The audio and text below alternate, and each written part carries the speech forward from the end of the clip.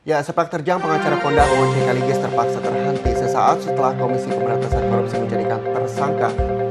KPK menetapkan pengacara OC Kaligis sebagai tersangka baru kasus suap. Setelah diperiksa berjam-jam di gedung KPK, akhirnya OC Kaligis ditahan KPK. Mahkamah Agung memperberat hukuman pengacara Otto Cornelis Kaligis. Pemirsa, sidang kasus suap Hakim PT UN dengan terdakwa OC Kaligis kembali digelar di Pengadilan Tipikor. Sekitar pukul 10 waktu. Terdakwa OC Kaligis 10 tahun penjara.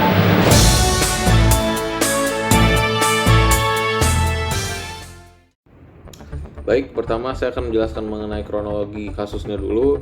Untuk kasus yang akan kita angkat adalah kasus yang dialami oleh pengacara senior OC Kaligis yang divonis 10 tahun penjara usai terbukti melakukan penyuapan terhadap 3 hakim di PT UN Medan. Jadi kasus tersebut bermula ketika Kejaksaan Tinggi Sumatera Utara memanggil Bendahara Umum di Pemprov Sumatera Utara untuk memeriksa keterangan terkait kasus korupsi dana bansos. Kemudian Gubernur Sumatera Utara Gatot Pujo Nugroho yang merupakan atasan dari Bendahara Umum tersebut memberitahukan kepada Kaligis atas adanya pemanggilan tersebut. Dia mendatangi Kaligis dan meminta tolong dikarenakan dia ini takut kasus tersebut akan mengarah kepada dirinya. Kemudian Kaligis mengusulkan Fuad, Bendahara Umum Pemprov Sumatera Utara, untuk mengajukan gugatan ke PT UN Medan, di mana di sini Kaligis akan menjadi kuasa hukum dari Fuad dalam gugatan ke PT UN Medan tersebut. Kemudian Kaligis bersama Gary dan Indah bertemu dengan Panitera PT UN dan Ketua PT UN untuk membicarakan mengenai gugatan sembari memberikan amplop berisi uang dengan nominal $5.000 Singapura kepada Ketua PT UN dan $1.000 Singapura kepada Panitera PT UN.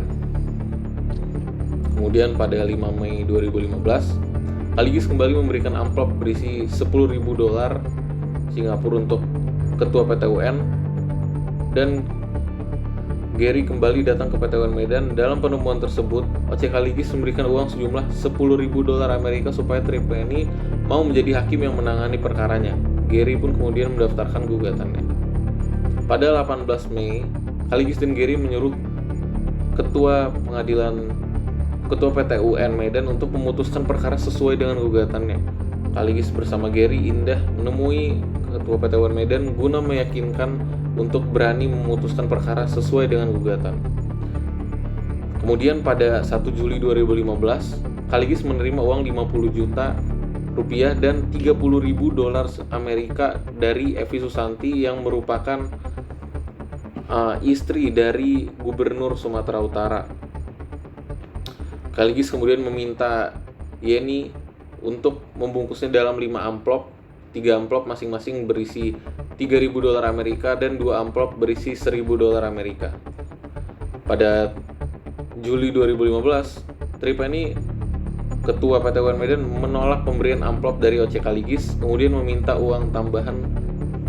Kaligis kemudian meminta uang tambahan kepada Evi sebesar $25.000 Amerika untuk diberikan kepada 3 hakim pada 5 Juli 2015. Gary dan Indah berangkat ke Medan dan menuju kantor PT UN.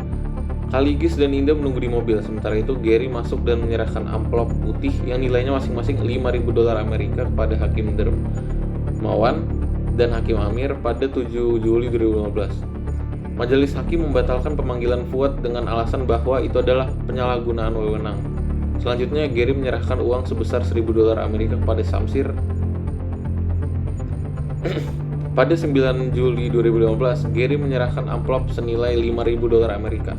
Namun, saat keluar kantor, dia ditangkap oleh penyelidik dari KPK sampai pada akhirnya KPK menetapkan Gatot dan Evi sebagai tersangka. Baik, selanjutnya kita akan membahas terkait dengan dasar hukum. Dasar hukum yang kita pakai dalam kasus ini yaitu ada 2. Yang pertama adalah Undang-Undang Nomor 18 Tahun 2003 tentang advokat dan juga Undang-Undang Nomor 20 Tahun 2001 tentang perubahan atas Undang-Undang Nomor 31 Tahun 1999 tentang pemberantasan tindak pidana korupsi. Yang mana dalam Undang-Undang Advokat tersebut tersebut yang kita pakai adalah pasal 2, pasal 3, pasal 5 ayat 1, dan juga pasal 6 dan pasal 15. Sedangkan pada Undang-Undang Nomor 20 Tahun 2001 yang kita pakai adalah pasal 7, pasal 9, dan juga pasal 26.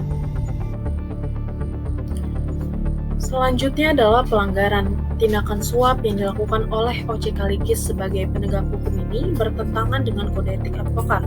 Sebagaimana dalam pembukaan kode etik advokat, advokat sebagai profesi terhormat yang dalam menjalankan profesinya berada di bawah perlindungan hukum, undang-undang, dan kode etik.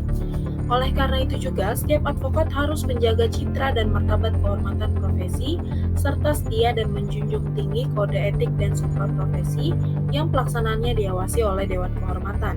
Dengan demikian, kode etik advokat Indonesia adalah sebagai hukum tertinggi dalam menjalankan profesi yang menjamin dan melindungi, namun membebankan kewajiban kepada setiap advokat untuk jujur dan bertanggung jawab dalam menjalankan profesinya, baik kepada klien, pengadilan, negara, atau masyarakat, dan terutama kepada dirinya sendiri. Tindakan suap OJK Lighis ini tidak mencerminkan klausul dalam kode etik advokat tersebut. OJK Lighis melanggar kepribadian advokat yang tertera dalam kode etik advokat pasal 3 huruf B bahwa advokat dalam melakukan tugasnya tidak bertujuan semata-mata untuk memperoleh imbalan materi, tetapi lebih mengutamakan tegaknya hukum, kebenaran, dan keadilan, yang dimana secara tidak langsung OJK Lighis membuat rekayasa yang terjadi di proses peradilan, sehingga proses hukum yang dimulai sesuai koridornya menghasilkan putusan yang tidak sesuai dengan yang seharusnya diputuskan, dan sangat tidak sesuai juga dengan keadilan yang seharusnya ditegakkan. Dalam hal ini, OJK Lighis juga merupakan guru besar dan ahli hukum yang seharusnya menjunjung tinggi martabat dan kehormatannya. Akan tetapi ternyata justru malah merusak martabat dan kehormatannya dengan melakukan perbuatan melawan hukum. Kemudian dalam pasal 3 huruf C, advokat dalam menjalankan profesinya adalah bebas dan mandiri, serta tidak dipengaruhi oleh siapapun dan wajib memperjuangkan hak-hak asasi manusia dalam negara hukum Indonesia. Dan dalam pasal 3 huruf G, advokat harus senantiasa menjunjung tinggi profesi advokat sebagai profesi terhormat. Jika dilihat dari tindakan OJK Lighis dalam menangani perkara, tentu bertentangan dengan kode etik profesi advokat, di mana tindakannya bersama-sama dengan Gary, Gatot, dan Evi Susanti yang memberikan duit suap dengan maksud mempengaruhi putusan hakim. Ini tentu jelas bertentangan dengan kode etik profesi advokat, di mana dalam pasal 7 huruf D bahwasannya dalam perkara pidana yang sedang berjalan, advokat hanya dapat menghubungi hakim apabila bersama-sama dengan jaksa penuntut umum. Maka OJK Lighis melanggar apa yang ada dalam pasal tersebut. Kemudian juga sebagaimana dalam pasal 9 huruf A, bahwasannya setiap advokat wajib tunduk dan mematuhi kode etik profesi advokat. Dan juga dalam pasal 26 ayat 2 Undang-Undang Nomor 18 Tahun 2003, advokat wajib tunduk dan mematuhi kode etik profesi advokat dan ketentuan tentang Dewan Kehormatan Organisasi Advokat. Sebagaimana dengan adanya kode etik advokat ini yang menjaga martabat dan kehormatan profesi advokat. Selanjutnya, dalam Undang-Undang Nomor 18 Tahun 2003 tentang advokat, dalam pasal 16, advokat tidak dapat dituntut baik secara perdata maupun pidana dalam menjalankan profesinya dengan itikat baik untuk kepentingan pembelaan klien dan dalam sidang pengadilan. Itikat baik dalam pasal 16 tersebut digarisbawahi bahwa dalam membela kepentingan kliennya, advokat tetap harus berpegang teguh pada aturan hukum dan perundang-undangan. Bila mengacu pada pasal 6 Undang-Undang advokat dapat dikenai tindakan dengan alasan berbuat hal yang bertentangan dengan kehormatan atau martabat profesi advokat, melakukan pelanggaran terhadap perundang-undangan, dan melanggar sumpah, janji, atau kode etik profesi advokat. Dan juga dalam pasal 15, advokat dalam menjalankan tugas profesinya tetap berpegang teguh pada kode etik profesi dan peraturan perundang-undangan. Maka, jika dilihat dari kedua pasal tersebut, advokat dalam itikat baiknya tidak boleh bertentangan dengan kode etik, peraturan perundang-undangan, sumpah dan janji advokat, serta nilai-nilai kelayakan dan kepatutan yang ada dalam masyarakat. Maka, jika tindakan OJK Lighis bertentangan dengan kode etik, peraturan perundang-undangan, atau sumpah dan janji advokat, maka ia dinilai beretikat tidak baik. Dengan demikian, tindakan OJK Lighis tidak sesuai dengan kepribadian advokat yang didasarkan kepada kehormatan dan berpegang teguh pada kode etik profesi advokat, di mana di dalamnya ada kemandirian, kejujuran, kerahasiaan, dan keterbukaan sebagaimana disebutkan dalam kode etik. Dalam sudut pandang pidana, tindakan suap yang dilakukan OJK Legis ini merupakan tindak pidana korupsi yang diatur dan diancam pidana dalam Undang-Undang Nomor 20 Tahun 2001 tentang perubahan atas Undang-Undang Nomor 31 Tahun 99 tentang pemberantasan tindak pidana korupsi, yaitu Pasal 6 Ayat 1 huruf A, memberi atau menjanjikan sesuatu kepada hakim dengan maksud untuk mempengaruhi putusan perkara yang diserahkan kepadanya untuk diadili. Jungto Pasal 55 Ayat 1 KUHP tentang penyertaan Jungto Pasal 64 Ayat 1 KUHP tentang perbuatan berlanjut. Dari itu, tindakan OJK Legis ini dapat dikategorikan tidak baik, tidak beretikat baik, dan tidak bisa dilindungi hak imunitas dalam Undang-Undang Advokat sehingga dapat dimintai pertanggungjawaban pidananya. Penyelesaian dalam kasus ini adalah berdasarkan surat tuntutan penuntut umum tanggal 18 November 2015 nomor 38/24/11/2015 untuk Cornelis sekaligus SHMH terbukti secara sah dan meyakinkan bersalah melakukan tindak pidana korupsi sebagaimana dalam dakwaan pertama melanggar pasal 6 ayat 1 huruf A Undang-Undang Nomor 31 Tahun 1999 tentang pemberantasan tindak pidana korupsi sebagaimana telah diubah dengan Undang-Undang Nomor 20 Tahun 2001 tentang perubahan atas Undang-Undang Nomor 31 Tahun 1999 tentang pemberantasan tindak pidana korupsi Jangto Pasal 55 Ayat 1 ke 1 KUH Pidana, Jangto Pasal 64 Ayat 1 KUH Pidana, dan menjatuhkan pidana terhadap terdakwa dengan pidana penjara selama 10 tahun, dikurangi selama berada dalam tahanan, dan pidana denda sebesar 500 juta rupiah, subsidiar pidana kurungan pengganti selama 4 bulan dengan perintah agar terdakwa tetap berada dalam tahanan.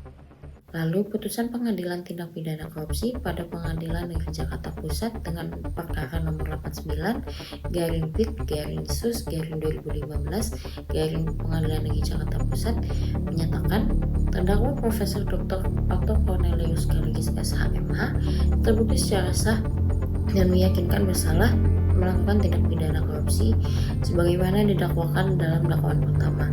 Setiap orang yang memberi atau menjanjikan sesuatu kepada hakim dengan maksud untuk mempengaruhi putusan perkara yang diserahkan kepadanya untuk diadili, menjatuhkan pidana oleh karena itu terhadap terdakwa dengan pidana penjara selama 5 tahun dan 6 bulan, dikurangi selama berada dalam tahanan, dan pidana denda sebesar 300 juta rupiah, subsidiar pidana kurungan selama 4 bulan. Kontra memori banding, penasihat hukum terdakwa pada pokoknya menolak keberatan penuntut umum dalam memori bandingnya tertanggal 29 Januari 2016. Maka dengan adanya berbagai pertimbangan, putusan Pengadilan Tindak Pidana Korupsi pada Pengadilan Negeri Jakarta Pusat nomor 89/PIT/2015/PN Jakarta Pusat tertanggal 17 Desember menyatakan terdakwa Profesor Dr. Otto Cornelis sekaligus SHMH telah terbukti secara sah dan meyakinkan bersalah melakukan tindak pidana korupsi secara bersama-sama dan berlanjut sebagaimana didakwakan dalam dakwaan pertama, menjatuhkan pidana terhadap terdakwa dengan pidana penjara selama 7 tahun dan pidana denda sebanyak 300 juta rupiah dengan ketentuan apabila denda tidak dibayar diganti dengan pidana kurungan selama 4 bulan, menyatakan lamanya penahanan yang telah dijalani oleh terdakwa dikurangkan sepenuhnya dengan pidana yang dijatuhkan, memerintahkan terdakwa tetap dalam tahanan, membebani terdakwa untuk membayar biaya perkara pada kedua tingkatan pengadilan yang dalam tingkat banding ditetapkan sebesar Rp2.500 yang dilakukan pada hari Selasa tanggal 19 April 2016 dalam sidang terbuka untuk umum berdasarkan penetapan Ketua Pengadilan Tinggi Jakarta nomor 14/PIT/2016/PT DKI tanggal 10 Maret 2016. Baik, selanjutnya kesimpulan dari kelompok kami adalah peran dan tanggung jawab advokat dalam penegakan hukum semestinya sesuai dengan Undang-Undang Nomor 18 Tahun 2003 tentang advokat. Advokat sendiri merupakan bagian dari fondasi penegakan hukum. Karena itulah, tindakan hukum tidak boleh menabrak aturan demi memuaskan klien. Jika prinsip itu menjadi pegangan seluruh advokat, niscaya keadilan dan penegakan hukum dapat optimal. Kasus OJK Legis mencoreng profesi yang membesarkan namanya di jagat dunia advokat. Advokat mesti menjalankan